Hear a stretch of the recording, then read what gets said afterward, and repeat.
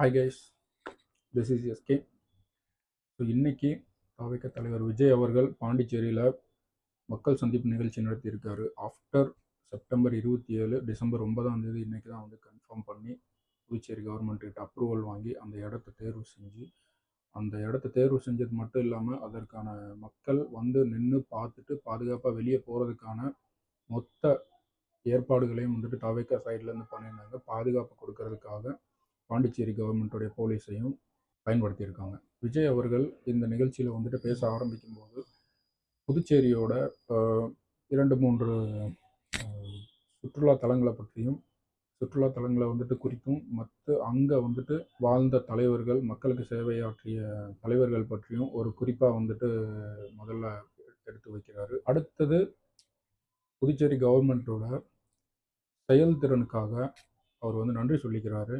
இதில் வந்து இந்த மக்களோட பாதுகாப்பில் எந்த ஒரு காம்ப்ரமைஸும் பண்ணிக்காமல் 5000 பேர் தான் வந்தாலும் கூட 1000 போலீஸாரை வந்துட்டு எல்லா பக்கமும் போட்டு செக்யூரிட்டியை வந்துட்டு ஃபாலோ பண்ணி இவ்வளோ கியூஆர் கோட்ஸ் கொடுத்து அவங்க எல்லாரையும் பாதுகாப்பாக உள்ளே அனுப்பியும் வெளியே கொண்டு போகிறதுக்காக முயற்சிகளையும் பண்ணதுக்காக பாண்டிச்சேரி கவர்மெண்ட்டோட முதல்வர் ரங்கசாமி அவர்களுக்கு வந்துட்டு நன்றிகள் தெரிவிச்சிருக்காரு. கூடவே திமுக கவர்மெண்ட்டும் தமிழ்நாட்டில் இந்த மாதிரி மக்களுக்கான பாதுகாப்பை முன்னெடுக்கணும்னு சொல்லி வலியுறுத்துறாரு. அடுத்ததான் வந்துட்டு புதுச்சேரி கவர்மெண்ட்டில் இருக்கிற ஒரு சில பிரச்சனைகளை வந்துட்டு சொல்கிறாரு. ஃபஸ்ட்டு வந்து இண்டஸ்ட்ரியலில் வந்துட்டு டெவலப் பண்ணணும்னு சொல்கிறாரு. அதுக்கப்புறம் வந்துட்டு கல்வியை டெவலப் பண்ணணும்னு சொல்கிறாரு. அதுக்கு அடுத்தது வந்துட்டு இந்த மாநிலத்தோட அந்தஸ்தை பற்றி பேசுகிறாரு. ஸோ யூனியன் பிரதேசமாக இருக்கிற இந்த புதுச்சேரியை வந்துட்டு மாநில அந்தஸ்துக்கு கொண்டு வரணும். அப்படி கொண்டு வந்தால் மட்டுமே தான் மத்திய அரசுகிட்ட இருந்து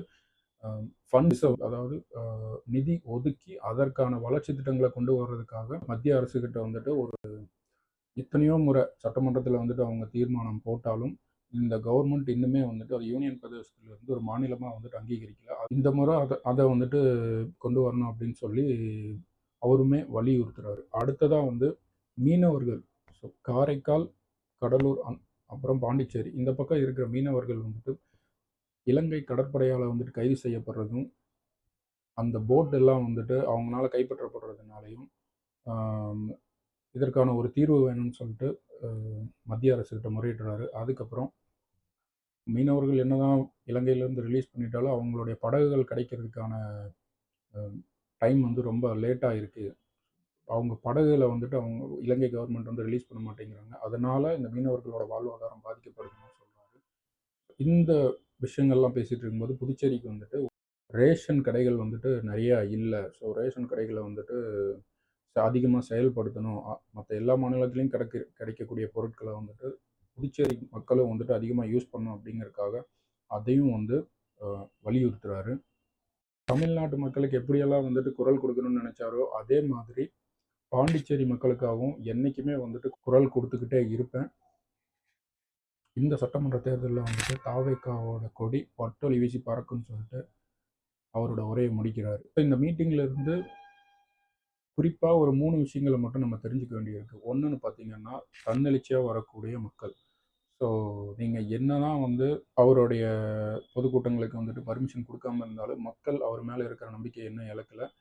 அடுத்தது வந்துட்டு இவர் அரசியலை வந்து எல்லா இளைஞர்களையும் கவனிக்க வைக்கிறாரு. கிட்டத்தட்ட 15 வயசில் இருக்கிற பையன்லேருந்து 40 வயசு வரைக்கும் எல்லாரையுமே வந்துட்டு கவனிக்க வைக்கிறாரு. இன்னைக்கு அவரோட வீடியோ டெலிகாஸ்ட் ஆனது கூட 10 லட்சம் பேர் வந்துட்டு கவனிச்சிருக்காங்க. அது மட்டும் இல்லாமல் மற்ற செய்தியிலையும் மற்ற எல்லா இடத்துலையும் வந்துட்டு கவனிக்க வைக்கிறாரு. அவர் வந்து ஒரு பேசு பொருளாகவே மாறுறாரு. இன்னைக்கு அவர் பேசிட்டு போயிட்டாரு, ஆனால் அடுத்த 10 நாளைக்கும் அந்த இம்பேக்ட் இருக்கிற மாதிரி இளைஞர்களை மிகவும் கவனிக்க வைக்கிறாரு. மூணாவதாக வந்துட்டு நான் என்ன சொல்லுவேன்னா, மற்ற கட்சிக்காரங்க என்னதான் வந்துட்டு இவங்களோட கட்சியில் இருக்கிற தொண்டர்களை பார்த்து ஒரு என்ன சொல்கிறது அந்த ஒரு பர்டிகுலர் வார்த்தையை மட்டும் ட்ரிகர் பண்ணிக்கிட்டே இருக்காங்க. ஸோ இது எல்லாருக்குமே வந்துட்டு பேக் ஃபயராக தான் முடிய போகுது, எதிர்மறையாக தான் அவங்களுக்கு வந்துட்டு மாறப்போகுது. ஸோ இவங்க வந்து நல்வழிப்படுத்துறதை விட்டுட்டு அவங்கள கொட்டிக்கிட்டே இருக்காங்க. அவங்க கட்சியோடைய பெயரை தான் வந்துட்டு கெடுக்க போகுது. பட் இது மட்டும் நல்லா கிளியராகவே தெரியுது. தேங்க்யூ கைஸ், சப்ஸ்கிரைப் பண்ணுங்கள். இன்னொரு வீடியோவில் பார்க்கலாம்.